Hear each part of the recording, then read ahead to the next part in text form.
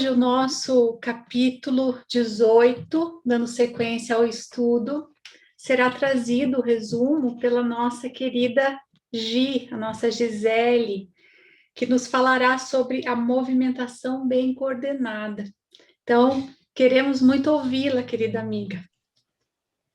Boa noite, Ângela. Boa noite a todos os queridos amigos. Nós, então, hoje ficamos com a tarefa de trazer o resumo do capítulo 18. Então, deixa eu só abrir aqui as minhas anotações. Então, no capítulo 18, nós temos o título de Movimentação Bem Coordenada. E nesse capítulo, então, o Manuel Filomeno de Miranda, o espírito benfeitor, vai nos dizer que existe ali um grupo de especialistas que mapeava aquela furna, as furnas mais profundas e alguns abismos internos que serviam de prisão para os mais rebeldes, aqueles espíritos que se encontravam nessa cidade da justiça. E que nesse lugar era difícil de identificar os seres humanos com outros animais que estavam ali em atitudes de promiscuidade.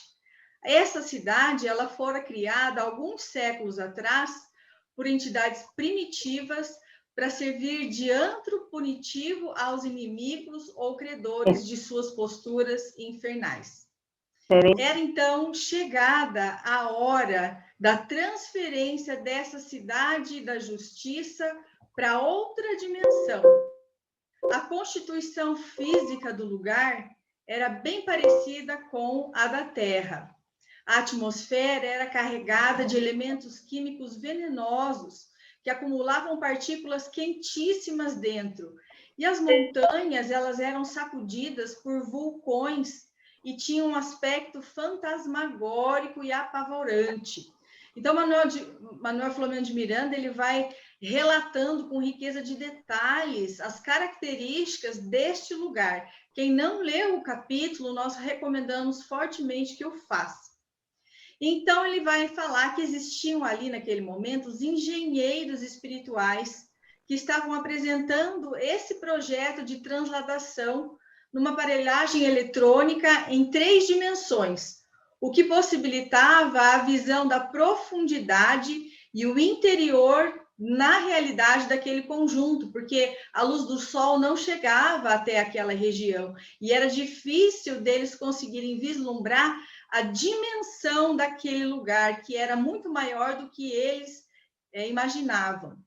E aí, Filomeno de Miranda vai falar a respeito dessas regiões e que médiuns sensitivos, santos, mártires, místicos do passado, quando reencarnados, foram levados até essas regiões, que nós sabemos que não é um lugar infernal, não é apenas um lugar na outra dimensão em que os espíritos se reúnem a fim de punirem uns aos outros, mas várias. Então, essas pessoas, esses médiuns, foram levados através do desdobramento parcial no sono por espíritos para terem conhecimento desses lugares.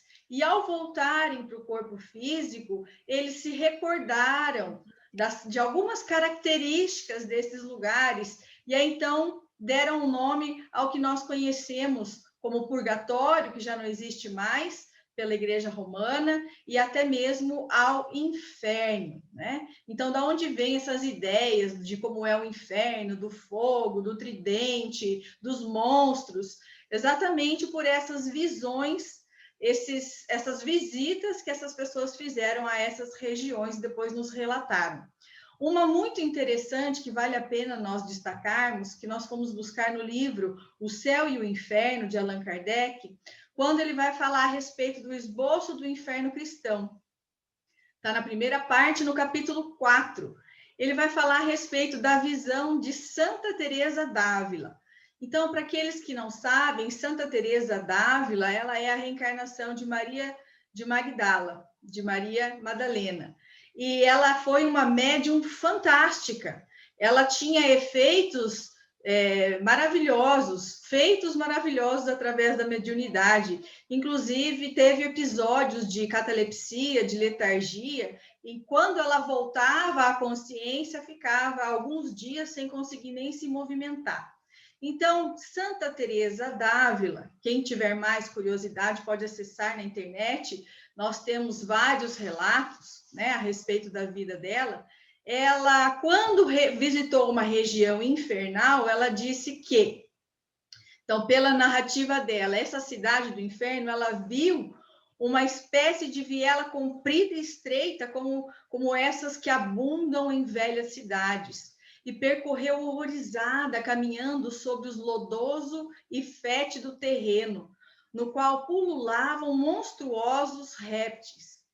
Foi, porém, detida em sua marcha por uma muralha que interceptava a viela, em cuja muralha havia um nicho em que se abrigou, aliás, sem poder explicar a ocorrência. Era, diz ela, o lugar que lhe destinavam se abusasse em vida das graças concedidas por Deus em Cela de Ávila. Então, ela diz que foi visitar essa região e recebeu esse aviso de que se ela não utilizasse bem de todos os recursos que Deus estava abençoando naquela reencarnação, é para lá que ela iria, para aquela região. Imagine só. E aí, então, Filomena de Miranda vai nos esclarecer que esses lugares nada mais são do que educandários para os alunos terrestres após a morte do corpo. E ele vai mencionar que a respeito desse prolongamento da vida física em decorrência do pensamento coletivo dos desencarnados. Então, eles tinham a sensação, eles têm a sensação de estarem num corpo físico, de sentirem as labaredas queimando a pele, sentirem o frio enregelando os ossos, sentirem as dores de todas as formas, como se estivessem num corpo físico, e que isso é uma decorrência dos pensamentos coletivos daqueles desencarnados. Continua o benfeitor dizendo que os engenheiros, então, davam conhecimento a respeito da transferência daquela cidade da justiça para um novo lugar. E fazem referência à transferência também de alguns monumentos egípcios no passado, que a Vânia vai falar melhor nos comentários a respeito dessa curiosidade, né? Que equipamentos são esses, como foi feita essa transferência. E que investimentos nacionais e internacionais de espíritos dedicados ao grande empreendimento estavam sendo feitos, dando prosseguimento às exigências da lei do progresso. E aí nós nos reportamos ao Livro dos Espíritos, parte 3ª, no capítulo 8º, item 7, na nota de Kardec, a questão 793, que vai falar a respeito das revoluções morais, das revoluções sociais, que são necessárias para que o progresso chegue até nós, porque nós somos ainda filhos muito persistentes no erro, e aí então Deus manda esse tipo de revolução para que o progresso nos alcance, e que a Terra, então, possa, através disso, iniciar sua fase de regeneração. Então, os técnicos iriam iniciar a operação de translado muito delicada, mas ela não seria percebida pelos habitantes da Cidade da Justiça em razão do transtorno mental e emocional em que eles mesmos se encontravam. Mas ainda assim, esses espíritos tomaram muito cuidado para que não houvesse nenhum abalo violento na estrutura dessa cidade. E um grupo especializado em meditação faria o esforço de auxiliar fluidicamente para que tudo transcorresse bem, como se fizessem uma couraça protetora ao redor de todos os trabalhos, para não deixar que nenhuma interferência fluídica chegasse até lá e colocasse em risco o trabalho dos benfeitores. Então, milhares de espíritos generosos haviam sido convocados para contribuir com a formação da habitabilidade desse mundo novo. Filomena de Miranda vai fazer considerações a respeito do aspecto fantasmagórico e lúbrico, que significa lascivo, que era muito maior do que eles pensavam, e que todo esse aspecto asqueroso, que derramava um líquido espesso, escuro, nauseante, era decorrente das emissões mentais daqueles habitantes, que se transformavam as ondulações em líquido. Processo inicial de condensação dos horrores mentais de cada um, conforme a sua conduta pessoal. Então, é interessante que ele vai relatando como que era o aspecto físico, o aspecto no sentido do odor, da aparência daquele lugar, que era realmente horripilante. E aí, no livro, Nos Domínios da Mediunidade, capítulo 11, que vai falar sobre a onda mental, nós encontramos a seguinte informação de André Luiz, que todo o espírito é fulcro gerador de vida onde se encontre. E toda espécie de vida começa no impulso mental. Sempre que nós pensamos, expressamos o campo íntimo na ideação e na palavra, na atitude e no exemplo. Criamos formas, pensamentos ou imagens, moldes, que arrojamos para fora de nós, pela atmosfera que nos caracteriza a presença. Então, quem tiver mais curiosidade a respeito desse tema riquíssimo, pode pegar, então, no livro Nos Domínios da Mediunidade. Prossegue Filomeno de Miranda dizendo que o diretor espiritual havia, então, programado uma atividade mediúnica com os elementos mais experientes para reforçar as defesas. Como assegurar aos residentes reencarnados, ou não, de que as mãos de Jesus movimentavam as suas. E aí, quando eu li esse trecho, eu me recordei do episódio também de Santa Teresa d'Ávila, a mesma que foi visitar essas regiões infernais. Então, está no livro Mandato de Amor, de Chico Xavier, no capítulo 4, uma belíssima história a respeito desta personagem da humanidade, né? Dessa mártir, Teresa d'Ávila.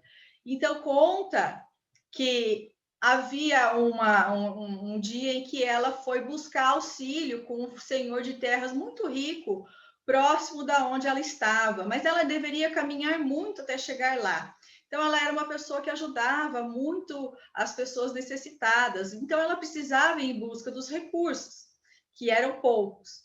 E aí, então, quando ela está na metade do caminho, ela observa que o tempo se fecha e começa a formar chuva. Mas ela fica muito preocupada, porque ela deveria atravessar um rio muito extenso para chegar até lá. E o perigo que ela corria de morte era muito grande. Mas ela não titubeia, ela não fica temerosa, não duvida, ela apressa o passo e vai. Infelizmente, começa a chuva, uma chuva muito forte que a alcança. E aí, então, ela estava já dentro do rio, mas com muita confiança. Ora, pede auxílio de Jesus, pede auxílio do nosso Senhor. E aí, quando ela estava extremamente concentrada nessa prece, nessa luta desesperada para vencer as águas e sobreviver, ela vislumbra a presença do próprio Mestre Jesus. Então, o Mestre, ele lhe oferece o apoio de seus braços para tirá-la do rio pelas mãos. E aí, então, Teresa se salva. E profundamente agradecida pelo amparo celeste, ela exclama: Ah, Senhor, graças à sua misericórdia estou viva, estou a salvo do perigo. Com o seu auxílio bondoso, venci a travessia do val. E Jesus, compassivo, retruca: Você está vendo, Teresa? É assim, em meio aos perigos da estrada, que eu trato os meus discípulos e os meus amigos queridos. E aí, então, Teresa d'Ávila ouviu muito atentamente o Senhor e logo após meditar um pouco, ela responde com certo bom humor: Ó Senhor, compreendo. É por isso que os tendes tão poucos. Então, quem tiver curiosidade para ler, está lá no livro Mandato de Amor, de Chico Xavier. Então, continuando, os adversários daquela equipe, aqueles que estavam na Cidade da Justiça, foram dirigidos para o abrigo da fé aqui na terra e da caridade cristãos para robustecer aqueles que dessem sinal de cansaço, aqueles dos obsessores que estavam por aqui e fragilidade, e que era uma guerra, uma verdadeira guerra instalada naquele reduto do Evangelho, onde os benfeitores estavam temporariamente instalados. E o benfeitor, nessa hora, faz um alerta para as acusações que estão sendo publicadas nas redes sociais a fim de desmoralizar médiuns, expositores e instituições sérias por pessoas mordidas pela inveja e pelo despeito. Parecia até que eles estavam fazendo uma previsão de tudo que está acontecendo hoje e também nos fazendo esse alerta para que atentemos. E que eles precisavam de obreiros reencarnados que tivessem algumas informações da vida além da matéria para auxiliar no trabalho dos espíritos bondosos. Eles precisavam contar conosco, com alguns, né? E aí, então, um companheiro encarnado, que fazia parte dessa instituição, começou a apresentar sintomas, sinais da síndrome de Parkinson. E ele achava que estava sendo perseguido por um dos diretores da casa. E num dia em que os mentores estavam ausentes, trabalhando de certo nessa transladação da Cidade da Justiça, esse companheiro foi levado inconscientemente ao lar de um confrade e se fez instrumento de lamentável escândalo. Ele era um homem bom, um homem dedicado ao bem. Quando ele se deu conta do que ele havia feito, ele começou, então, com uma ideação suicida. Havia ali uma obsessão de velha data, que logo seria atendida na reunião de desobsessão que estava sendo preparada pelos mentores. Nesse momento, também faz um alerta o benfeitor de que qualquer doença, desastre, acontecimento trágico ou honoráveis conquistas no bem sempre ocorrem com a presença desses irmãos que velam por nós, os nossos guias espirituais. Então, o companheiro referido, apesar de ter levado uma vida voltada para a prática do bem e da caridade, ele possuía os seus débitos do passado. E em decorrência do seu temperamento irritadiço, ele se sintoniza com esses adversários que o caçavam sem destemor no comportamento de justiceiros do mais além. E a sala onde ocorria, então, essa reunião de desobsessão, já na madrugada, foi uma reunião ocorrida no mundo espiritual, enquanto os espíritos encarnados estavam em desdobramento através do sono. Essa sala estava repleta de encarnados e desencarnados. E alguns eram frequentadores habituais dos trabalhos de desobsessão e outros que haviam sido convidados especiais. E aí vai falar a respeito da médium desencarnada, Amália, que ela, então, serviu de instrumento para o transe da psicofonia daquela entidade que estava perturbando aquele companheiro que estava com Alzheimer. E aí, então, essa entidade chega através dela, blasfema sobre Deus, faz a sua catarse, até o momento em que o mentor Spinelli interveio com suavidade. Essa entidade se comunica dizendo que estava sabendo dos planos, dos projetos de transplantarem a Cidade da Justiça, e em seguida fala da intenção de levar ao suicídio aquele companheiro, porque na visão dele, ele tinha muita coisa para expungir. E aí, então, Spinelli, o mentor, afirma que estavam lá por decisão superior dos mentores da humanidade, nesse grave período de transformação e de programação de um mundo novo, rico em paz, centrado no amor vivo de Deus, nosso modelo de perfeição e condutor de segurança. Que a soma de benefícios que o companheiro acumulou nessa existência é muito maior do que os males que ele cometeu no passado. Então, a entidade, ela não se dá por vencida. Ela ameaça, ela diz que estavam prontos para uma verdadeira guerra e dispostos a causar pânico. E aí, nesse momento, Eurípides Barçanufo, em recolhimento, profundo e sincero, ele começa a orar, ocorrendo um fenômeno comovedor.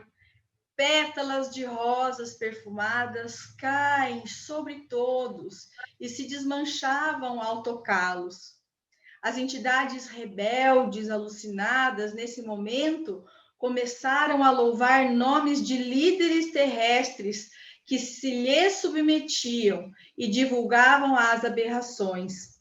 Músicas de sexo vil, ao infanticídio, ao suicídio, ao enfrentamento às leis, à união de pais com filhos, irmãos, familiares, numa promiscuidade insuportável. A lascívia e a degradação dos costumes faziam parte do novo comportamento da sociedade sem qualquer limite. A pedofilia exaltava o prazer da violência e a agressividade gerava um verdadeiro caos entre eles na bacanal irreprimível.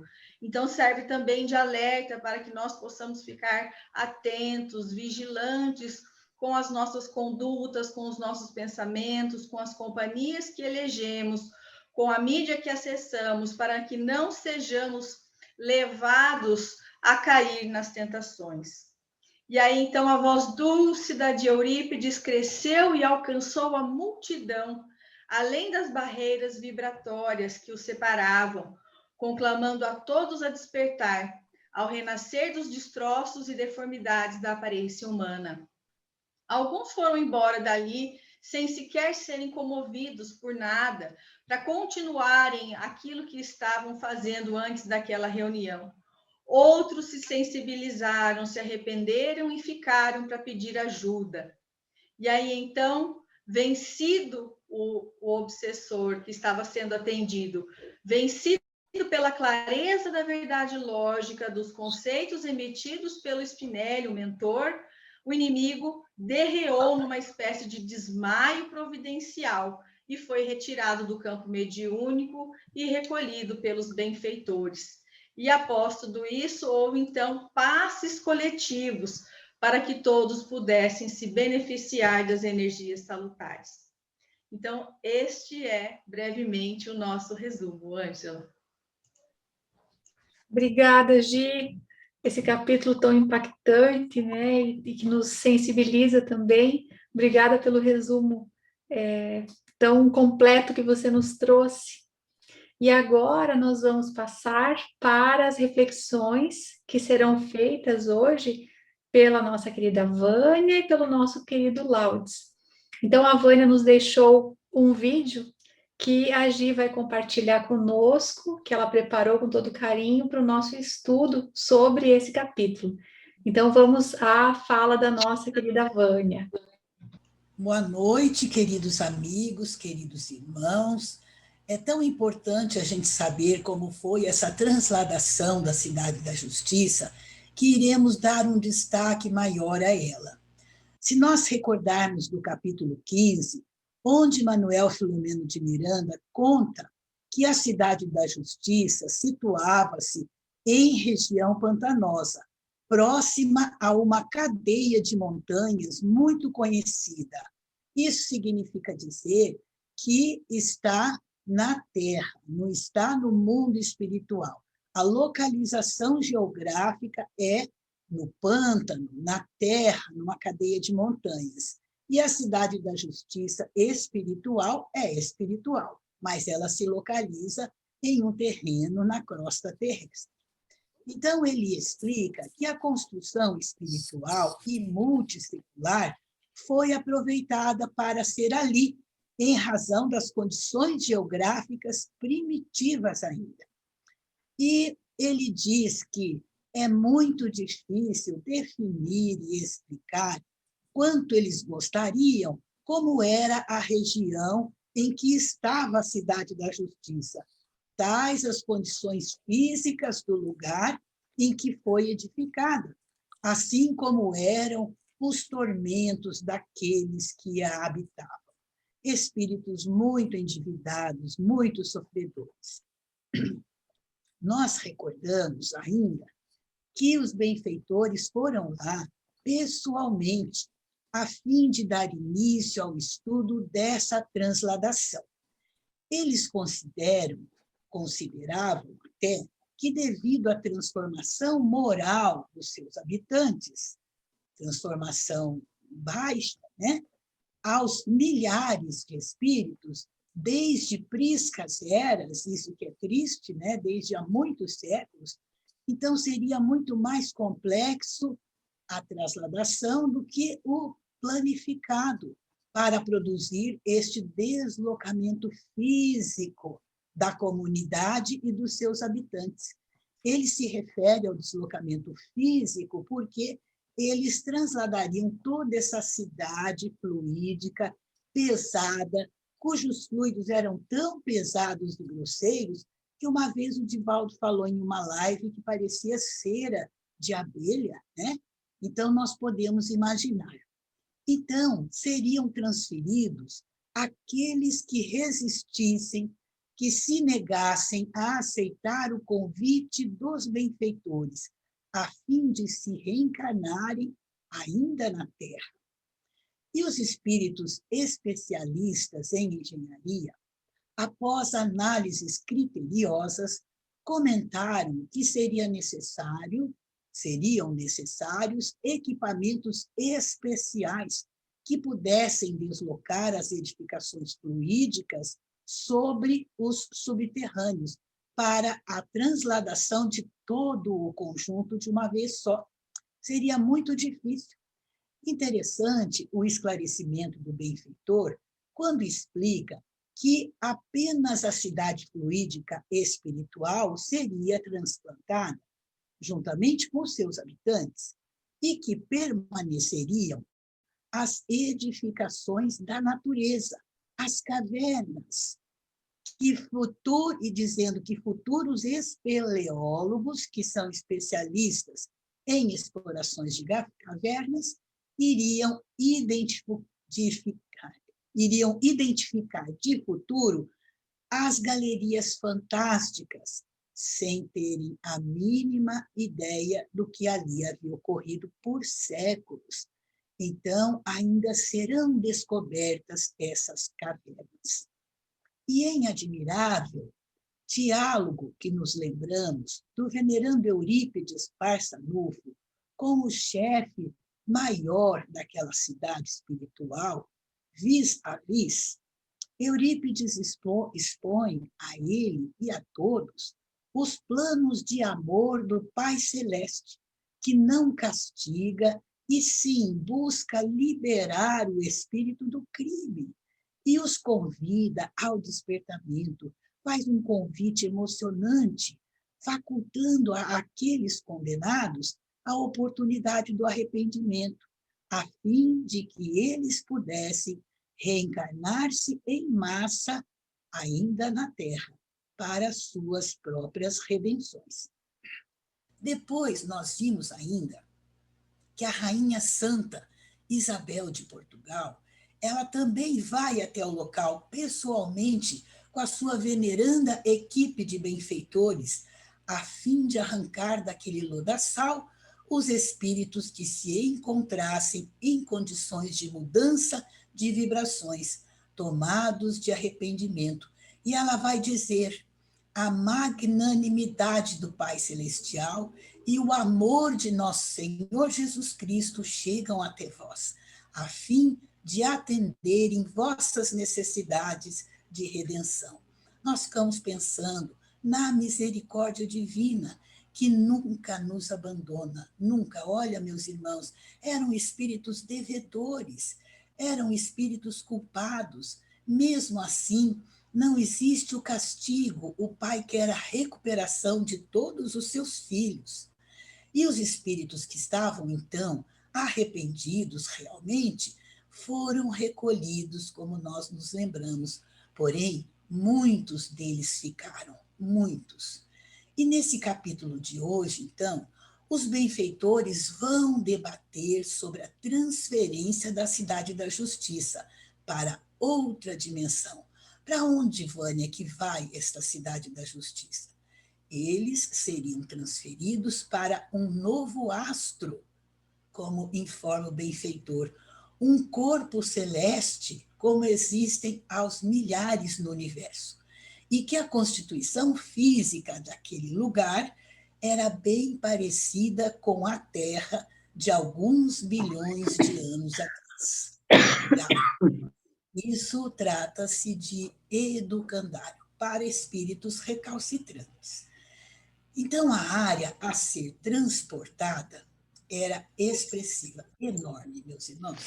E, por isso, a transplantação para outra localidade exigia muita habilidade e cuidadosos cálculos matemáticos, inimagináveis para nós. E um engenheiro, então, informa que iriam transferir áreas muito grandes e que usariam aparelhos do tipo gruas, guindastes e outros, com trabalhadores treinados. Olha a trabalheira que isso iria ser. E para exemplificar esse benfeitor engenheiro, ele vai dar uma ideia, até que pálida, de como seria essa transferência. E menciona, se reporta a transferência daqueles monumentos egípcios na década de 1960. Nós vamos passar nos slides para que a gente tenha a mínima noção de como está sendo, no meu entendimento ainda, essa transladação. Então, vamos lá tentar compartilhar a nossa. Então, aqui, nós vemos o que são gruas, né? Eu mesma não sabia. Gruas são essas construções metálicas enormes que levantam pesos altíssimos, né? E aqui nós temos, então, ao que o benfeitor engenheiro se referiu, a transferência dos templos do Egito para outra localidade. Porque ali foi feita uma represa no Rio Nilo e iria cobrir toda essa arte. Agora, meus irmãos, olha o tamanho dessa arte, desses monumentos. A gente pode ter uma noção pelo tamanho das pessoas que ali estão. Então, eles não queriam perder esse grandiosíssimo trabalho da humanidade, então, eles fizeram essa transladação na década de 70, material. Então, aqui nós vemos o templo de Nefertari, que era uma das esposas aqui, ó, do Ramsés II, né? E também o templo dela foi transladado. Agora, olha, né, o tamanho, a imensidão desses templos. Nós vemos também aí, né, o tamanho de uma pessoa e o tamanho dessas rochas. Como que eles iriam transportar tudo isso e manter o mesmo trabalho? Então, foram feitas reuniões e vários países contribuíram com a transladação. E aí, então, está um registro, né, dessa transladação. Eles tiveram que desmantelar, seccionar algumas partes para poder transladar. Igual vai acontecer com a Cidade da Justiça. Essas estátuas, elas eram blocos de 20 a 30 toneladas cada.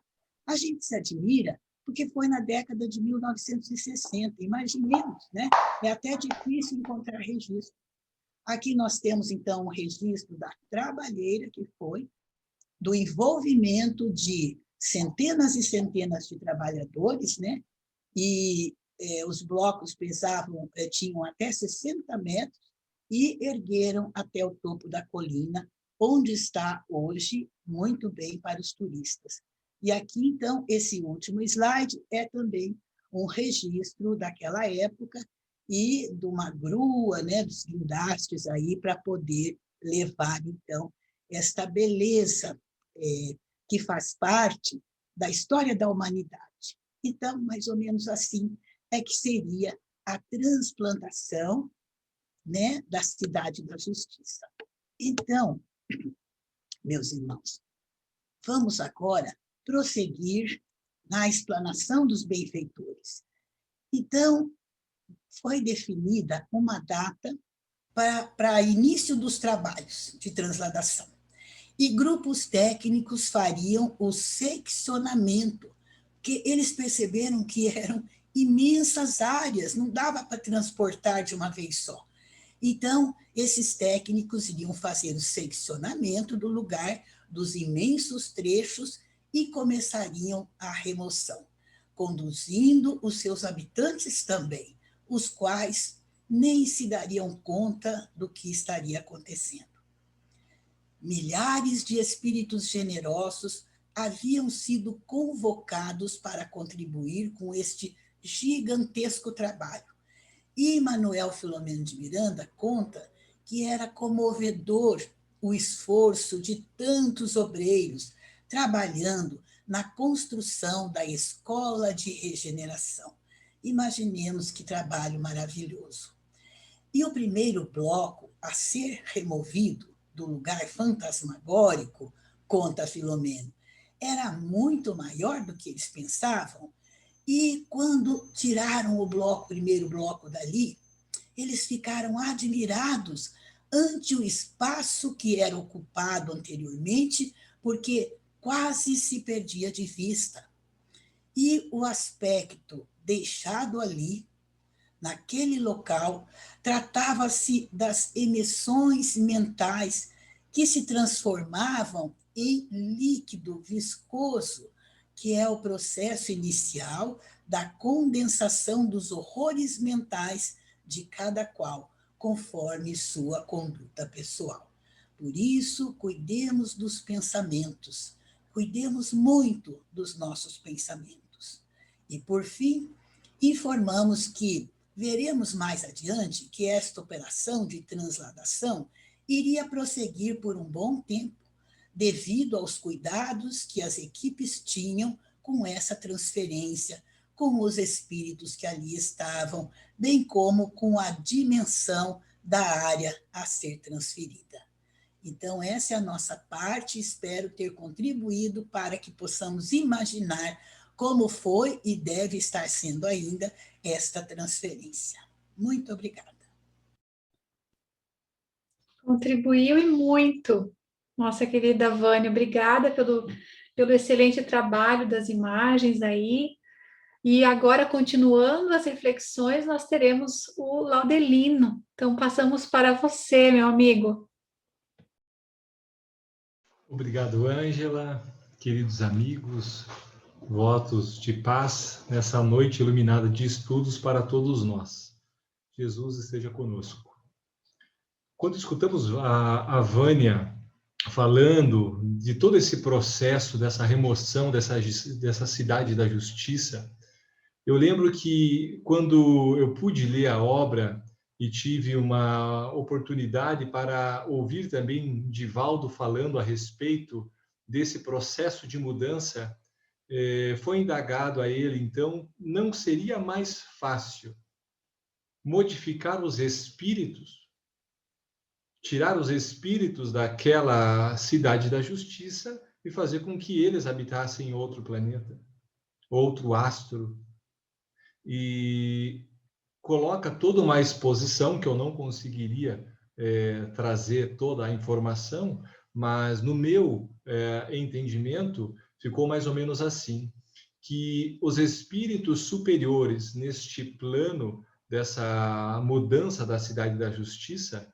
a condensação mental é de tal forma impregnado daqueles seres ali com aquela área, que a mudança seria integral para não ferir o livre-arbítrio desses espíritos inferiores, porque seriam as suas construções e iriam também naquela cidade onde estaria vibrando de acordo com as suas sintonias mentais. Então vejamos todo o trabalho da espiritualidade superior para conseguir fazer com que esses nossos irmãos possam seguir a sua jornada evolutiva, sem ferir as questões do livre-arbítrio de cada um dos seres. Então, esse seria o comentário que eu, lendo este capítulo, também me chama a atenção. Um segundo ponto que eu gostaria também de trazer para exaltar é trazer que quando estavam ocorrendo as reuniões, a reunião mediúnica, que alguns espíritos vinculados aos templários estavam auxiliando os espíritos benfeitores. E não é a primeira vez que Manuel Filomeno de Miranda apresenta os templários envolvidos nestes trabalhos relacionados à mediunidade, aos trabalhos mediúnicos ou à defesa do campo vibratório de casas espíritas. Quando pegamos no começo da obra, quando Manuel Filomeno de Miranda cita Hugo de Payns, ou de Payns, que é um dos primeiros templários na fundação dos Cavaleiros Templários, ali aonde começa os templários a trazerem alguns princípios de castidade, de obediência e de pobreza. Narra-se que esses princípios talvez tivessem sido a fonte que tenha inspirado Francisco de Assis também para o início da obra dos franciscanos. Então, só para trazer esse realce também do auxílio desses espíritos iluminados que estão sempre envolvidos, defendendo os seus votos para a parte do seu próprio aperfeiçoamento, mas atuando em toda a nossa comunidade como esses espíritos iluminados que o são. Agora, um ponto que me chama mais atenção, que eu gostaria de trazer para os nossos comentários da noite, é que em uma das passagens, Manuel Filomeno de Miranda coloca da seguinte forma: todo ideal de dignificação humana encontra oposição cruel.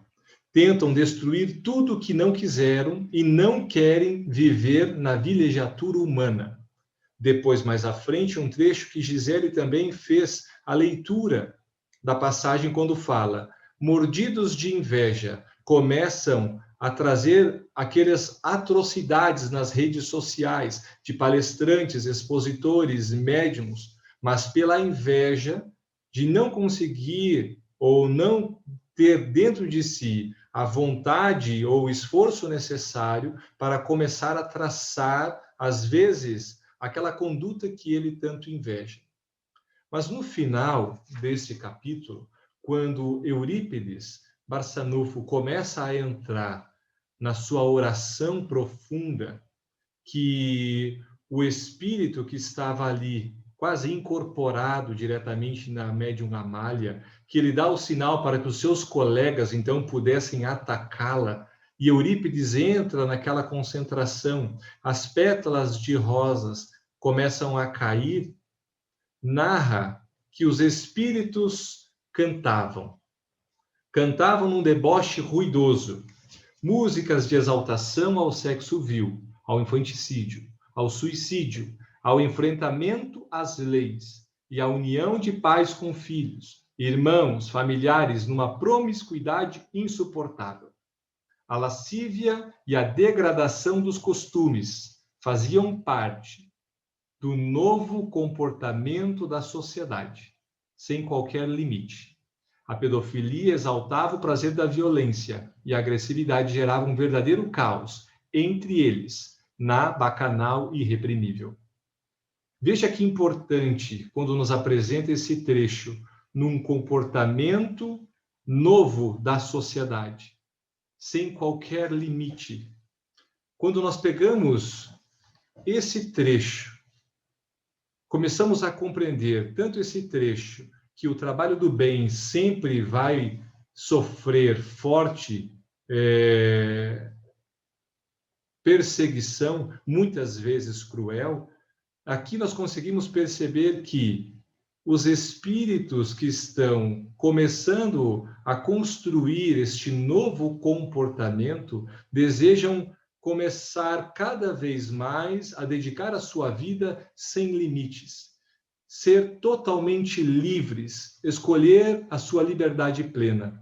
Espíritos, muitas vezes, mergulhados nos seus vícios morais, como todos nós o temos, porque quando esse espírito justiceiro fala que estaria naquela perseguição porque o espírito que estava com Parkinson era tão miserável quanto eles, porque agora, naquela máscara que seria desmascarado, porque ele conhecia esse espírito de outrora.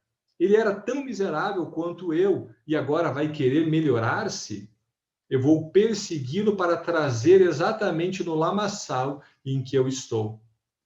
Ali, percebemos que os espíritos viciados desejando permanecer ainda na conduta viciosa, mental ou ativa, tentam, através da vontade e da paixão desgovernada, porque uma paixão sem rumo, sem vontade, trazendo muito mais, como nos fala no Livro dos Espíritos, a respeito da paixão, um corcel desgovernado, fazendo muito mais mal ao indivíduo do que bem na sua construção da intimidade com valores morais.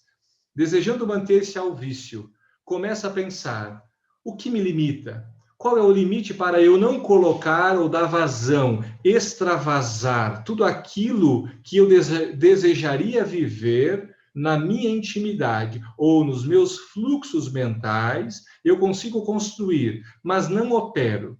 Não opero porque algo me limita. Ou seja, eu não sou livre. Eu não sou livre para viver na sociedade como eu gostaria de viver, como eu almejo, penso, visualizo. E começo a perceber que os fatores que limitam a exaltação do meu vício são exatamente leis sociais ou imposições da sociedade. E o meu controle íntimo para não dar vazão àqueles vícios trata-se exatamente para que eu possa, de alguma forma, ser aceito nessa sociedade. Mas se eu começo, na mente viciosa e viciada, cada vez tentar a dar vazão nas sombras, eu consigo perceber que aquele prazer passageiro da extravagância daquele vício, começo a tentar, de alguma maneira, vencer essas barreiras que me limitam. E eu começo a perceber que os costumes estão ultrapassados, que as leis agora, elas estão muito rígidas, e eu começo uma luta para tentar matar externamente ou perseguir na sociedade aquilo que eu almejo, mas não tenho coragem, esforço para perseguir, ou a força realmente de vontade para conseguir limitar-se os vícios e começar a conquistas das suas virtudes. O caminho escolhido é exatamente lutar contra todas as virtudes, degradar os costumes, para que eu possa exaltar aquilo que eu tenho dentro de mim. Porque agora já não há mais limite. Eu tento lutar na sociedade contra exatamente essas algemas que aparentemente me colocavam algemas ético-morais, mas que me limitavam. E eu desejo ser livre, e eu luto pela liberdade. Mas agora a liberdade que eu luto e vivo vem trazendo exatamente essas extravagâncias, valores morais que estão impressos nos valores familiares, das relações sexuais, da vida. Eu começo a romper essas barreiras, utilizando-se do meu livre-arbítrio, mas trazendo naquela falsa aparência que eu desejo ser livre, mas não consigo entender de que forma viver essa liberdade, considerando algumas leis morais da vida, a razão. Eu começo a colocar fora da minha existência qualquer tipo de ideal para exaltar o meu progresso moral. A extravagância, o bizarro. Eu começo cada vez mais a estimular atitudes bizarras para viver a minha plena liberdade. E quando nós pegamos no Livro dos Espíritos, na Lei de Liberdade, nós vamos vendo que, através das atitudes bizarras, o indivíduo começa a atuar aonde o seu livre-arbítrio começa também a sofrer interferência pelos espíritos obsessores, os espíritos cruéis que começam a conduzir os seus passos para dar vazão exatamente a esses planos. Aonde dentro de mim eu tinha algo para sair deste armário, desta caixa que me mantinha enclausurado, e agora eu vivo a minha liberdade plena, sem limites. Eu vou cada vez mais enfrentando essas leis que a sociedade coloca como regra de conduta, enfrentando até atingir as atitudes mais bizarras possíveis, colocando o entorpecimento dos meus sentidos pelas aberrações da minha conduta. O alerta principal, quando visualizo na mensagem deste capítulo, é para que nós sim possamos entender profundamente a mensagem de Paulo. Tudo me é lícito, mas nem tudo me convém. Entender verdadeiramente o que convém ao meu espírito para o seu progresso no aperfeiçoamento intelecto-moral, a viver que os meus direitos de liberdade param exatamente quando começa o direito da liberdade do meu próximo. Há um próximo com um desejo de manter os costumes da família. Há um próximo com desejo de manter valores das questões da sexualidade. Existem pessoas com conflitos íntimos envolvendo as suas energias sexuais, mas que não optaram pela extravagância, mas que optam pela castidade. Pessoas que optam pela pobreza e optam por condutas, às vezes, que limitam o espírito, às vezes ainda muito atribulado pelos pensamentos, tentando viver uma maneira mais casta para tentar aparar as suas arestas, do que dar vazão plenamente a uma paixão desgovernada. Para sermos livres, precisamos conhecer a verdade, já nos dizia Jesus. Agora, a verdadeira liberdade, não somente de conhecimento, mas de exemplo, de vida, todos nós estamos inseridos na verdade.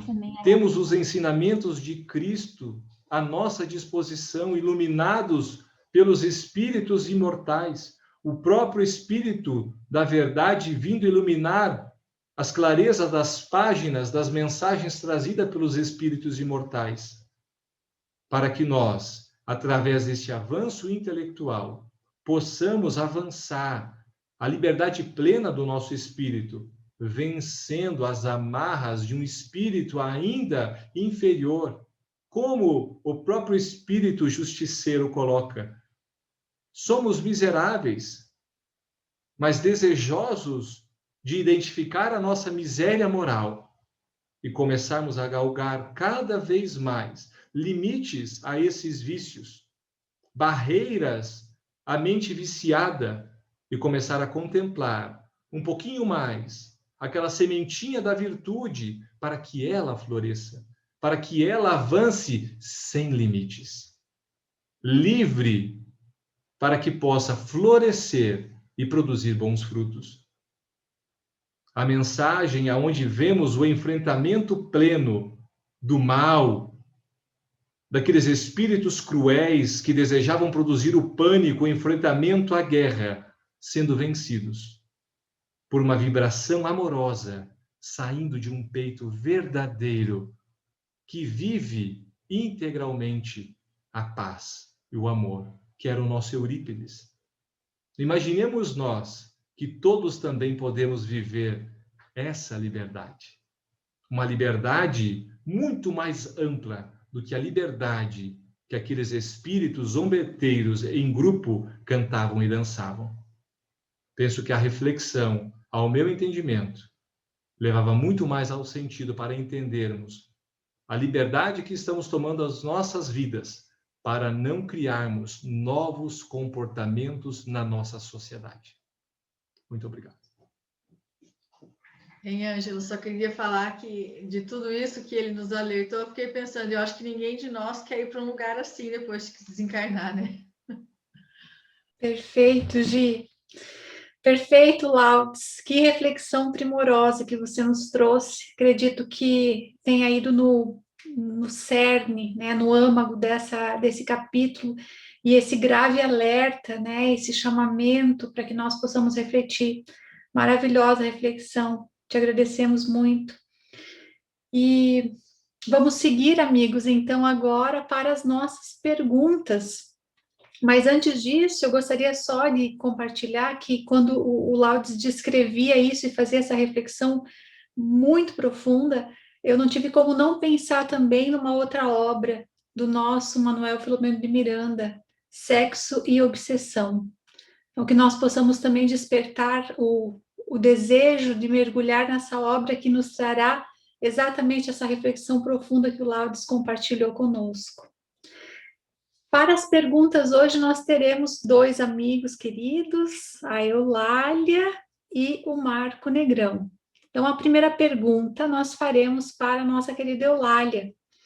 E a pergunta que foi trazida cita a questão, o trecho da página 278, que diz lá assim: as dúvidas em relação a essa página são: de quais monumentos egípcios eles se referem?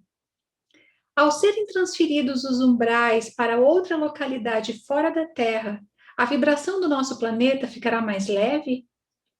Aqueles que irão desencarnar depois dessa mudança, em más condições, serão levados um a um para esta mesma localidade? Então, nós passamos agora a palavra para a nossa querida Eulália. Boa noite, Ângela. É uma alegria renovar a oportunidade de estar juntos. Antes do início, comentei com você, particularmente com a Gi, que eu sentia muito fortemente a presença da nossa Sueli.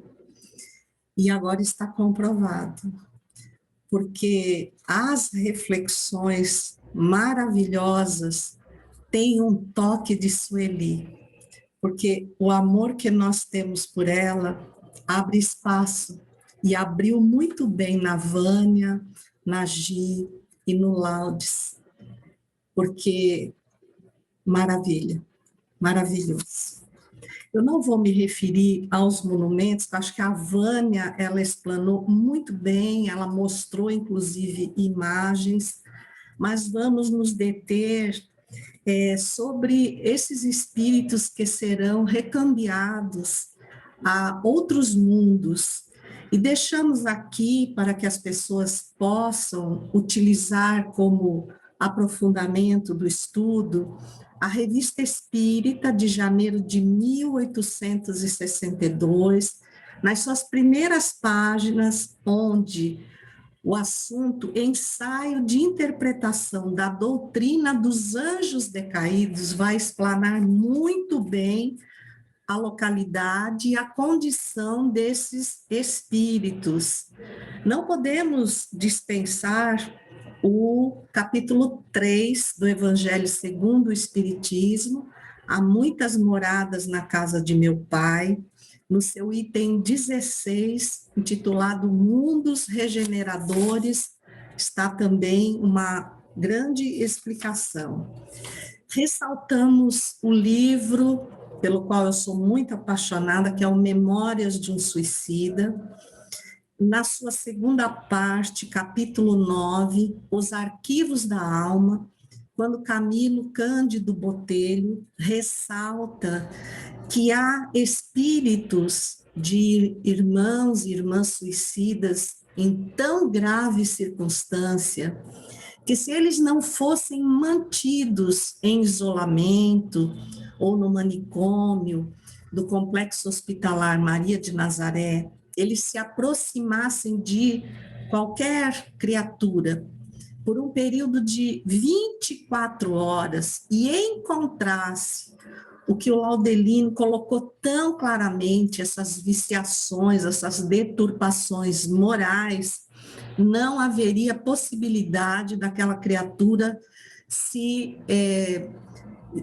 não chegar ao suicídio. Então, vejam, essas influências perniciosas estão encontrando amplo campo na Terra. Porém, o tema, o trecho que eu trouxe aqui e que eu peço, leiam, está em Obras Póstumas, na sua segunda parte, Minha Iniciação no Espiritismo, no título Regeneração da Humanidade, e que vai dizer a forma como será feita esse exílio ou essa expatriação. E aqui nós temos que ressaltar algumas situações. A Vânia falou que a localização geográfica é na Terra, em lugares que ainda não foram descobertos, e as pessoas estão esperando que, ao serem retiradas esses locais, que venha a provocar cataclismas a nível do planeta mesmo, da Terra, geografia. Mas no Obras Póstumas está muito claro que esses cataclismas serão morais. Então, tudo atingirá o seu ápice.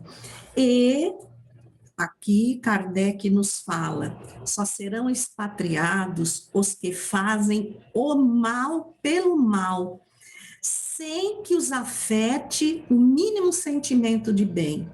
E nos adverte: não pensem que, em virtude da falada emigração, todos os retardatários sejam expulsos da terra e atirados a mundos inferiores. Olha a advertência que segue. Muitos destes tornarão a vida terrena, por terem sido vítimas da influência das circunstâncias e do exemplo.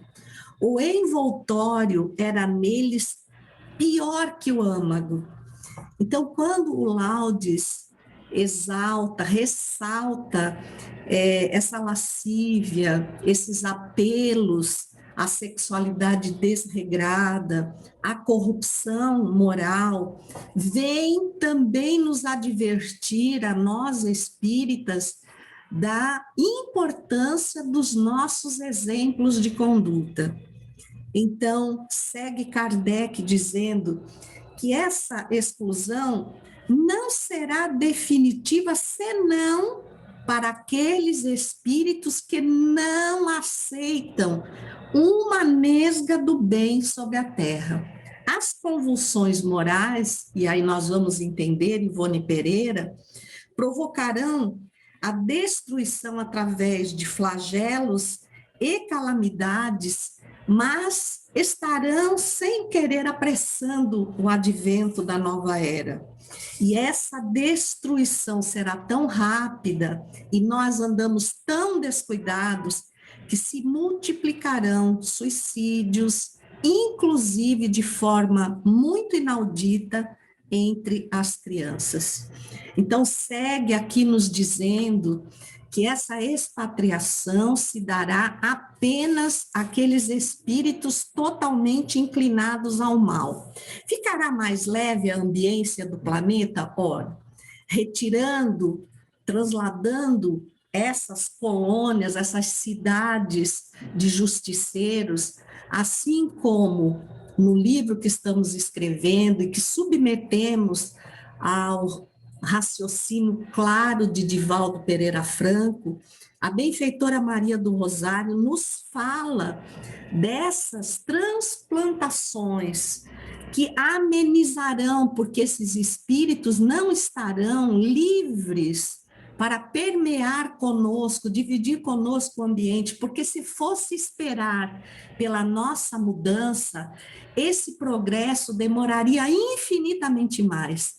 Então, nos mostra o tamanho da misericórdia de Deus, intercedendo para que nós fiquemos apartados dessas influências e ainda na reencarnação possamos nos dar conta de quanto temos sido influenciados pelos modismos e levados de roldão sem atentar. Vigiai e orai.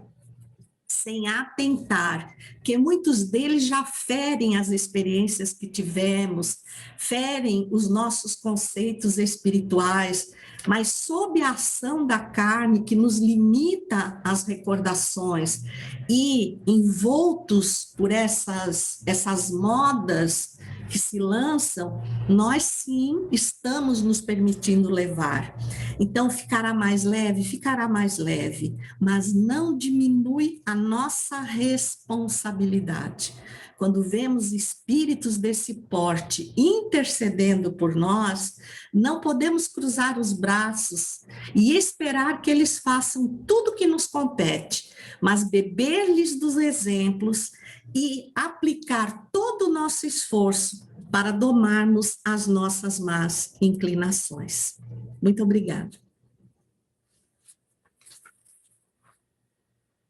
Obrigada, Eulália, querida, também por compartilhar com todos aqui as suas percepções aí da nossa querida Sueli, né? A nossa próxima pergunta está também na página 278. E ali a pergunta foi feita tendo por base aquela operação, então, que era feita pelos técnicos, seccionando aqueles trechos que começariam a ser removidos, conduzindo os habitantes, que sem que eles se dessem conta do que estava acontecendo. E aí, então, a pergunta que é formulada tem alguns pontos que nós gostaríamos de trazer para que ela fique mais completa. A informação deixa claro que o translado dos espíritos renitentes dar-se-á de forma que eles não percebam essa mudança, daí a enorme preocupação dos engenheiros em mover a cidade dos justiceiros com todo cuidado e precaução. O Livro dos Espíritos, em a questão 94, afirma: passando de um mundo ao outro, o espírito muda de envoltório, perispírito, como mudais de roupa. Fazendo uma ponte entre as afirmações do livro que estamos estudando e do Livro dos Espíritos, surge uma dúvida. Se a mudança para outro planeta ocorrerá de forma sem que aqueles que se deslocam percebam esse fato, em que momento o perispírito desses exilados sofrerá a modificação necessária para se adaptar ao fluido universal do novo planeta para o qual estão sendo enviados, conforme abordado na questão 94? A dúvida se amplia na medida em que os espíritos exilados da Terra serão transladados para outro planeta do Sistema Solar, conforme afirmado no capítulo 11.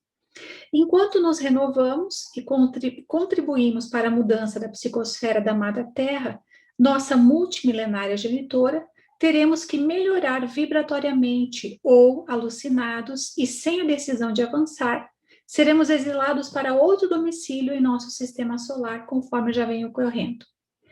Esta é, então, a pergunta-reflexão que nós passamos para o nosso querido Marco Negrão, que trará a sua reflexão.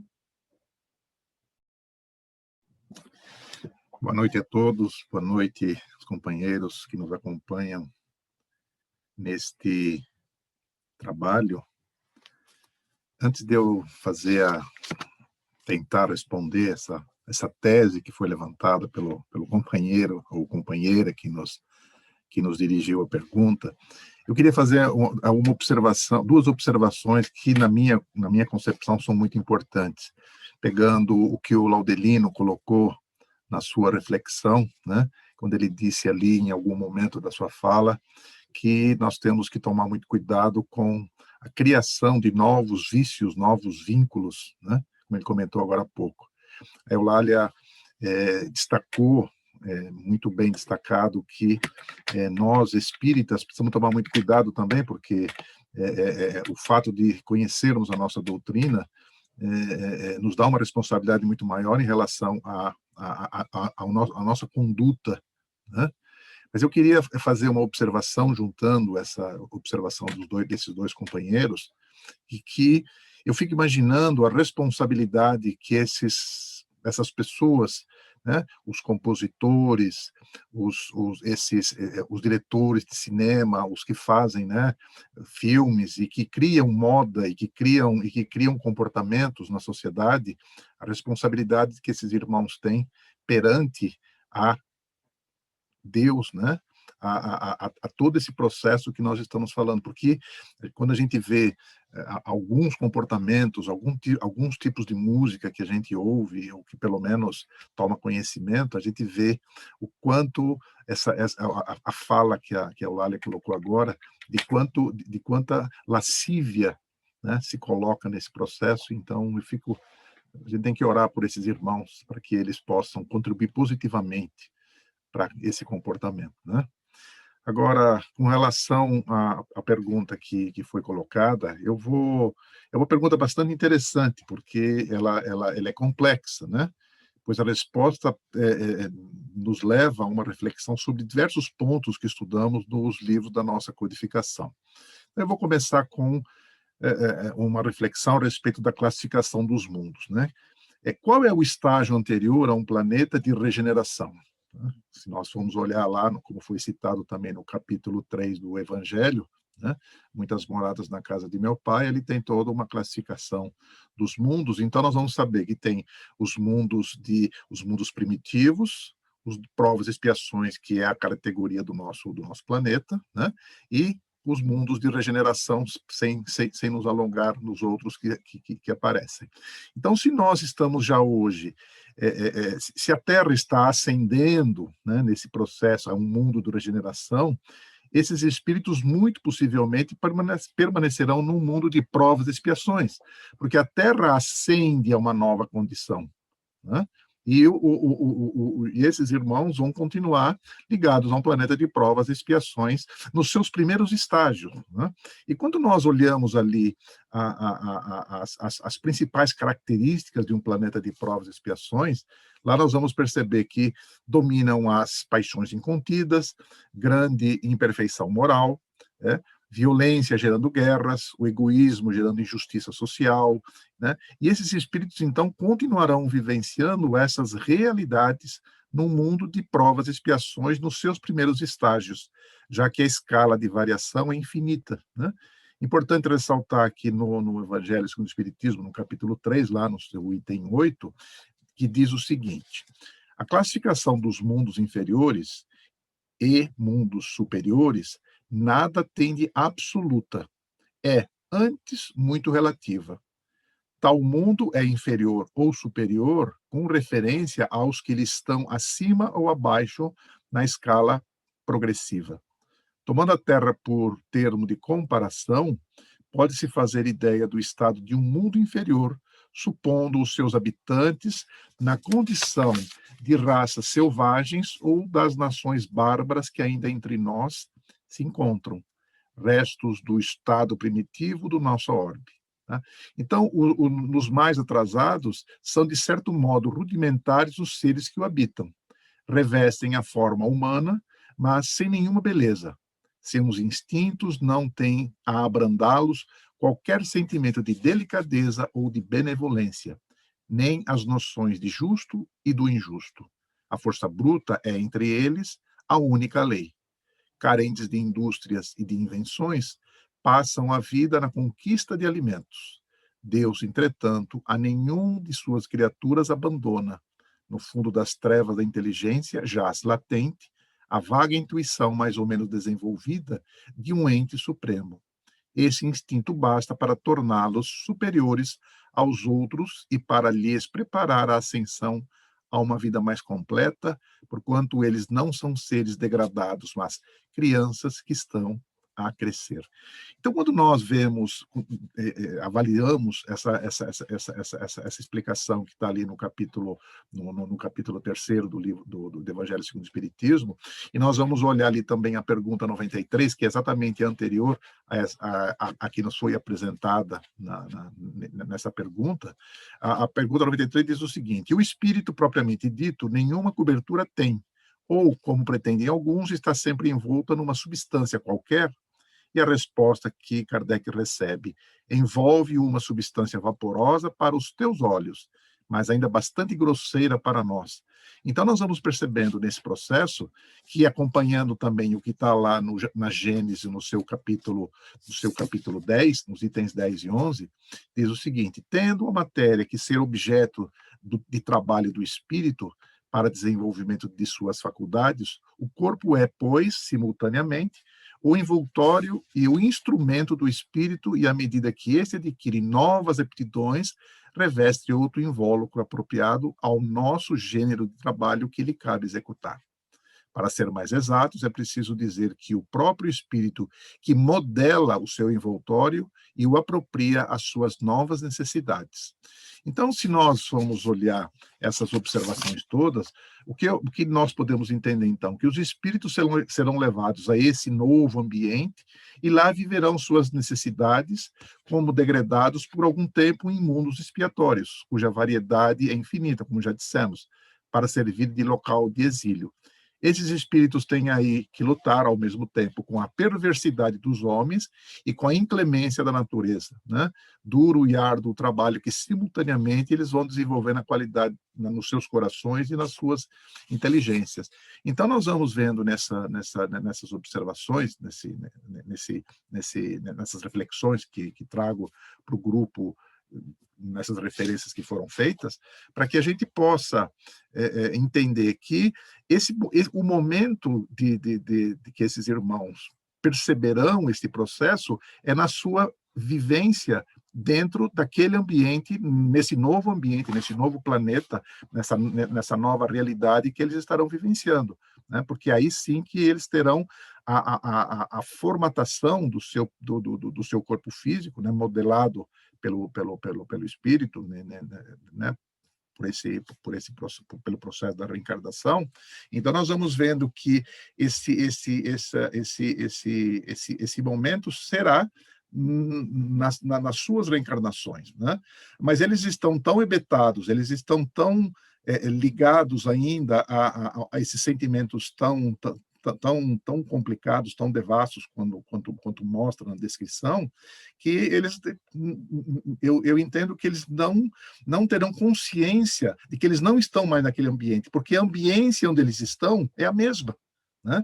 Por todo esse trabalho que eles terão que executar no seu processo de crescimento. Então, o que eu entendo da pergunta que foi formulada é que, na verdade, então, esses irmãos, por estarem neste processo ainda de crescimento e de entendimento da sua realidade, e por estarem tão hebetados, como foi dito, eles não perceberão a nova realidade, porque é como se ele saísse de um cômodo da casa e fosse para um outro cômodo da casa mas estão dentro da mesma casa mental, né? Que é o que define a realidade desses irmãos que estão descritos aí no capítulo 18. É isso que eu pude depreender e da pesquisa que fiz em função da pergunta que me foi passada. Obrigada, Marco. Uma pesquisa muito rica para todos nós, muito importante. Obrigada, Eulália, Marco, pelas respostas. E quando o Marco começou a falar sobre a responsabilidade, né, de todos aqueles que criamos ideias, músicas, aquilo que é conhecido como arte, né, eu fiquei aqui pensando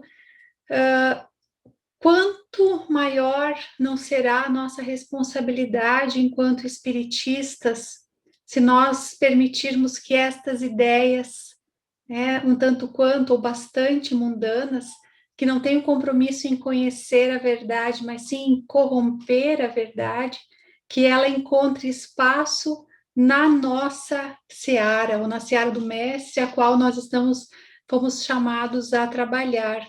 Então, penso que esse capítulo é um grande alerta para todos nós, que nós possamos refletir, aliás, como toda essa obra, né, que sempre me reporto à fala da nossa querida Sueli, na nossa primeira aula, quando disse que nesse livro nós veríamos uma série de descrições de estratégias que as trevas utilizam para desviar-nos daquilo que seria o caminho da nossa própria regeneração, né? Então, que nós possamos pensar nisso. Enquanto espiritistas, temos uma responsabilidade ainda maior por tudo que sabemos. E, às vezes, essas ideias encontram um espaço muito sutil, revestido de nomes bonitos, e que nós, em nome de um suposto progresso, né? Como nos disse alguns capítulos atrás, o benfeitor, para não sermos taxados daqueles que são obscurantistas, né, ou equivocados, ou ortodoxos nas suas percepções, acabamos abraçando aquilo que é tido como progressista, mas que nós possamos pensar bastante nisso. Então, amigos, foi um estudo maravilhoso. Eu enriqueci muito as minhas percepções sobre isso. Amei, acredito que todos devam ter também sentido isso, né? Muita gratidão por essa noite a todos. Então, agora nós vamos pedir... Angela, Sim, antes de você encerrar o trabalho e ir para a prece, eu gostaria de fazer mais uma observação. claro. Tenho aqui dentro, né, nesse trabalho que nós temos aqui, o Sóstenes também é diretor do Departamento de Unificação, e essa observação que você fez agora é extremamente importante, porque a gente vê no movimento espírita muitos modismos, né? Nós temos aí os espíritas progressistas, como se isso fosse um avanço em relação àquilo que Kardec nos deixou, como nós já ouvimos, né? Nós que estamos no movimento espírita já ouvimos que Kardec está ultrapassado, né? Então, que a gente tenha muito cuidado. Eu acho que nós, nesse grupo de estudo, somos aqui hoje 200 e tantas pessoas, mas já atingimos já um número maior, que a gente tenha essa responsabilidade, porque nós somos os divulgadores da doutrina espírita. Nós somos exemplo, como você colocou. Então, eu acho muito importante que a gente tenha muita reflexão a respeito desses modismos que acabam aparecendo e que muitos infelizmente, acabam adotando como prática, e nós vamos vendo qual o risco que a nossa doutrina corre por todos esses livros que nós temos lido, pelos últimos do Manuel Filomeno de Miranda, que diz que há um ataque constante à nossa doutrina, né? Ao espiritismo e aos espiritistas. Obrigado, Angela. Desculpe tomar o seu tempo. Imagina, eu também me alonguei aqui porque nós vimos que estamos dentro do tempo, né, Gi? Laudes, então a gente não está aferindo aí o nosso propósito. Eu penso que é uma reflexão muito válida e, como você disse, importante. Aqui estamos em muitas pessoas pensando, e o objetivo dessa obra, acredito que seja exatamente essa, de nos alertar para que nós não deixemos que essa mensagem que é de nos conduzir, né, em busca da verdade, que nós não sejamos pedras de tropeço, né, para aqueles que vêm encontrar aqui a luz. Então, que essa reflexão possa nos ficar, e essa questão do que é tido como progressista, e a gente sempre tem que pôr essas aspas, né, naquilo que a gente vai falar, porque hoje em dia, inclusive, o esvaziamento do significado das palavras, as palavras sendo distorcidas no seu significado, tem feito com que muita confusão acabe encontrando espaço muito sutil, porque nós não podemos ser ingênuos. As trevas, elas não chegarão com um outdoor dizendo que estão aí, elas vão vir camufladas, né? E muitas vezes elas encontram, nós agasalhamos essas ideias achando que estamos auxiliando, né? Achando que estamos fazendo um trabalho grandioso. E então, para que nós possamos nos perguntar aquilo, as propostas que tentam aí modificar a nossa linguagem, e lembramos sempre da nossa benfeitora Joana, quando nos diz que nós devemos elevar o nível e não rebaixar o nível, que nós possamos pensar, a linguagem não deve ser rebaixada também, em nome de atender aquilo que o jovem fala, né? Quantas vezes nós ouvimos isso? Essa é a linguagem do jovem, então vamos falar assim. Então vamos pensar nisso tudo. Meus amigos, chegamos então ao final desse nosso estudo. Muito obrigada a todos que estão conosco.